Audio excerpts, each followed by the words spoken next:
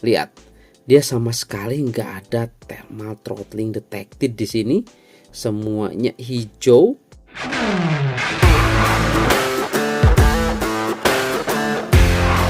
Kembali lagi bersama saya di channel Wahyu Zekta. Nah, teman-teman, di video kali ini di sini saya mau share atau bahas ya iQOO C7 5G setelah update ke Vantage OS terbaru di bulan November ya, patch November. Ini performanya masih mantep banget guys ya. Ini secara smartphone udah lama cuy.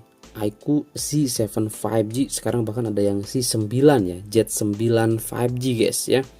Itu juga bagus ya. Nah, ini juga masih sangat worth it guys untuk dimiliki ya, meskipun ini sudah di akhir tahun. Nah, ini kebetulan ada update baru dan di sini kita akan coba bahas terkait performanya gimana gitu ya. Apakah masih bagus atau udah ada penurunan performa gitu ya di pas awal dulu launching sampai sekarang.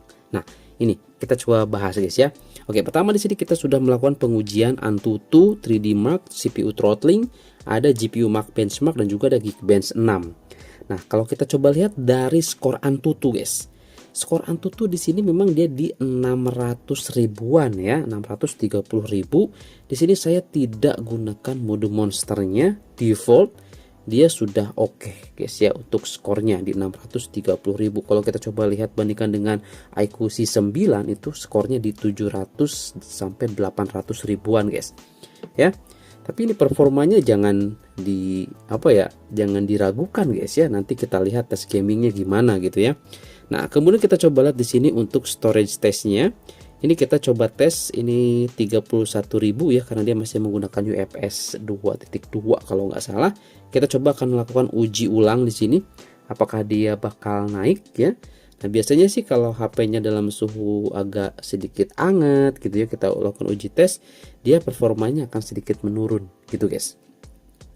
Dan juga kalau misalkan si HP-nya ini penyimpanan internalnya sudah hampir penuh, itu juga akan berpengaruh ke skor ini ya, karena disitu juga ada keterangannya nih guys ya. Nah, sisa penyimpanan 6%, kinerja penyimpanan akan menurun jika penyimpanan yang tersedia kurang dari 25%. Nah, jadi sebaiknya teman-teman di sini HP-nya itu jangan sampai ini guys. Nah, jangan sampai kurang dari 25% lah ya. Itu kalau misalkan memorinya 256 GB, sebisa mungkin 80 gigaan atau 90 gigaan itu free, bebas guys ya gitu. Kita coba lihat nih sekarang berapa skornya. 32 ribuan, tadi 31, sekarang 32. Bahkan kalau misalkan pas lagi kosong ya, atau dia mencakup, nah ini lebih dari 25%, dia bisa dapat di 50 ribuan guys untuk skor storage-nya. Oke, gitu ya. Nah, kemudian di sini saya coba tes 3D Mark. Nah, hasil pengujian 3D Mark ini dari versi sebelumnya yang di patch Oktober itu mirip-mirip aja guys. Nah, di sini kita coba bandingkan ya. Nah, ini November tanggal 1 ataupun patch Oktober, ini dia untuk kestabilannya di 97% guys. Sedangkan pada saat terbaru kali ini di 28 November dia 96%. Beda tipis lah ya. Beda tipis. Dan juga di sini teman-teman bisa dilihat suhu tertingginya dia di 39 derajat Celcius aja cuy. Adem ini. Stabil makanya dia ya. Di 90-an persen gitu. Kemudian teman-teman bisa lihat di sini untuk with extreme stress test dia stabil di 99,4%. Kalau kita coba lihat suhu tertingginya cuma 39 aja, nggak nyampe 40 derajat Celcius. Ini tanpa menggunakan cooler ya, tanpa menggunakan cooler. Nah, lebih mengagetkan lagi guys. Di sini saya coba uji CPU throttling nih. Lihat, dia sama sekali nggak ada thermal throttling detected di sini. Semuanya hijau. Saya tes selama 30 menit, mantep banget cuy. Ini saya tanpa cooler ya, tanpa cooler, tanpa kipas loh ini ya. Apalagi saya coba tesnya sambil pakai case seperti ini guys. Tapi dia masih mantep ini, stabil parah di sini ya, luar biasa guys. Nah, kemudian kita coba lihat di sini di GPU Mark benchmark. Nah, kalau kita coba lihat di sini sih skornya dia masih di 1.390.000-an ya. Jadi dia masih nggak ada peningkatan, masih sama aja pas pertama beli. Dia skor GPU Mark benchmarknya di sekitaran segini gitu ya. Oke, selanjutnya teman-teman di sini kita coba lihat di Geekbench 6 ya. Kita langsung aja ke si story-nya. Nah, teman-teman bisa lihat di sini ini pada saat 1 November atau di patch Oktober dia 2950 untuk multi-core, single core-nya di 1052 ya. Nah, sekarang di patch yang terbaru patch November multi-core-nya di 3002 guys. Ada peningkatan di multi-core-nya. Mantap ya. Single core di sini di 1129 juga ada peningkatan tuh. Kemudian kita coba lihat di GPU ya. Nah, di GPU teman-teman bisa lihat di sini, ini untuk di OpenGL dia dapat di 2633, Vulkan di 3019. Nah, ini sebelumnya dia di 2625, ini 303. Jadi ada peningkatan yang cukup signifikan kalau kita coba lihat dari skor ya. Jadi mantap cuy. Ke versi patch November ini sepertinya peningkatan performanya mantap gitu ya, teman-teman. Nah, biar tidak lama guys, di sini saya akan coba uji tes beberapa game ya untuk di iQOO C7 5G. Kita akan coba lihat nanti gimana performanya.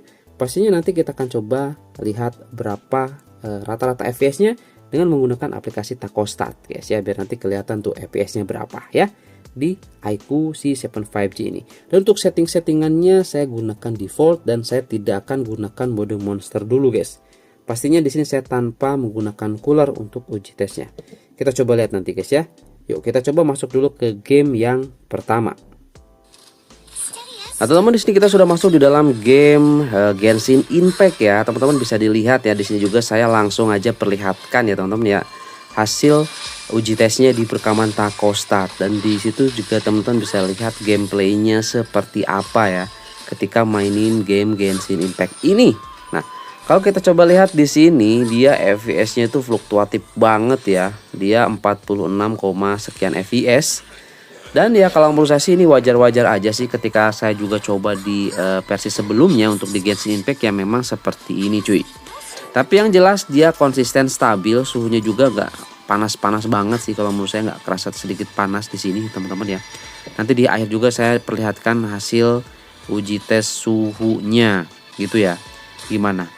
Tapi ya memang di maksimal di 44 derajat Celcius di iQOO C7 5G udah cukup agak anget-anget gimana, tapi dia nggak sampai mentok ke 47-48 derajat Celcius di iQOO C7 5G ini ketika mainin game Genshin Impact guys.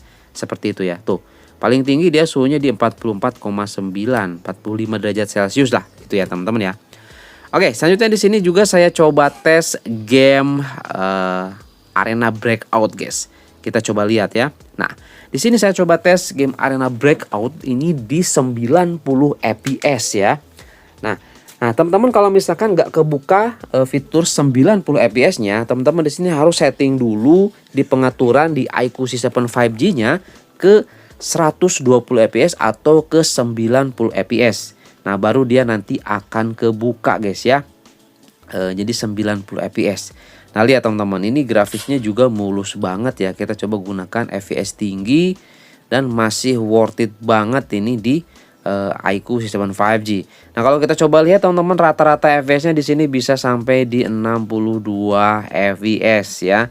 Dan ya itu saya sih harusnya pas langsung di gameplay ya, saya rekamnya untuk perekaman Tacostatnya, tapi di sini ada pas di awal pas masuk juga guys itu ikut kerekam. Jadi kalau misalkan belum masuk ke gameplay, nah game ini tuh mentok di 30 fps. Misalkan teman-teman masuk di setting atau lihat-lihat atau edit-edit nanti yang mau kita bawa senjata apa aja gitu ya.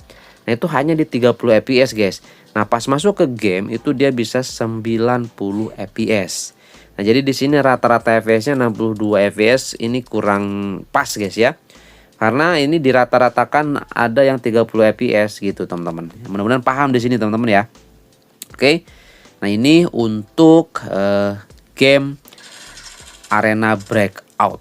Seperti itu guys. Nah, lihat ya, ini masih mantap banget lah, worth it banget guys, lancar gitu ya. Tuh.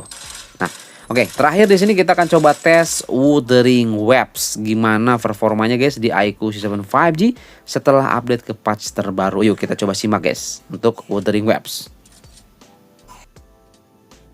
Nah, teman-teman, di sini kita sudah masuk di dalam game Wuthering Waves ya. Teman-teman bisa lihat di sini FPS-nya dia bisa dapat 58 FPS guys di sini ya. Kalau menurut saya cukup oke lah ya. Kita coba lihat nih teman-teman ya. Kita coba lawan. Tuh gameplaynya.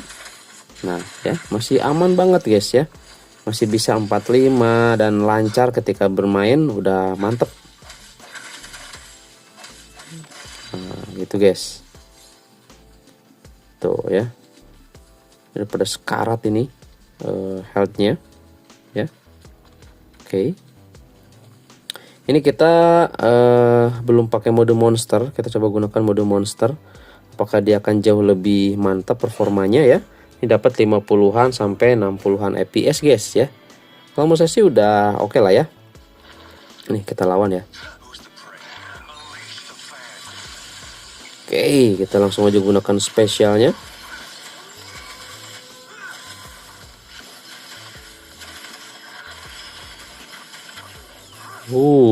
Ngeri banget guys ya. Ngeri banget, ngeri banget. Oke, mungkin seperti itu teman-teman ya untuk di tes Wuthering Waves di iQOO Z7 5G. Oke lah guys, kalau menurut saya untuk performanya mantap ya.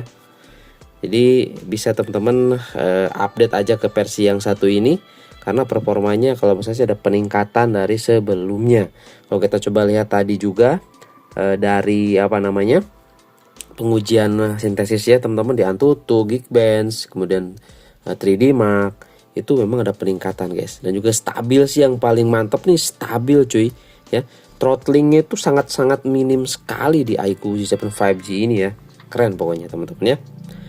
Oke, jadi mungkin untuk tes gamenya cukup aja kali ya teman-teman ya, karena ya sudah mewakili lah ya ketika game ini, game berat ini udah mantep banget sih gitu ya. Oke, itu aja dan sampai ketemu lagi di video saya selanjutnya. Mantap. Paling nanti kita coba tes kameranya guys. Oke ya. Tuh. Oh iya, lupa saya guys. Kita lihat apa namanya ininya ya, perekaman takostatnya. Lupa saya guys nih, Wuthering Waves. Tuh ya. Ini sih memang tadi pas awal-awal, tapi ini pas gameplay mulai di sini tadi pas tarung udah oke lah teman-teman ya. Cakep. Mantap teman-teman. Tuh dari beberapa juga sebelumnya oke juga, lihat flat standar stabil guys. Ini di 30 fps ya. Saya pakai settingnya 30 fps stabil di sini. Ini mantep banget sih teman-teman ya. Saya coba, kemudian di sini juga saya coba guys. Nah, ini juga tuh stabil di 30 fps. Kalau saya settingnya 30 fps cuy. Ini di iQOO C7 5G. Mantap ya. Mantap guys. Keren.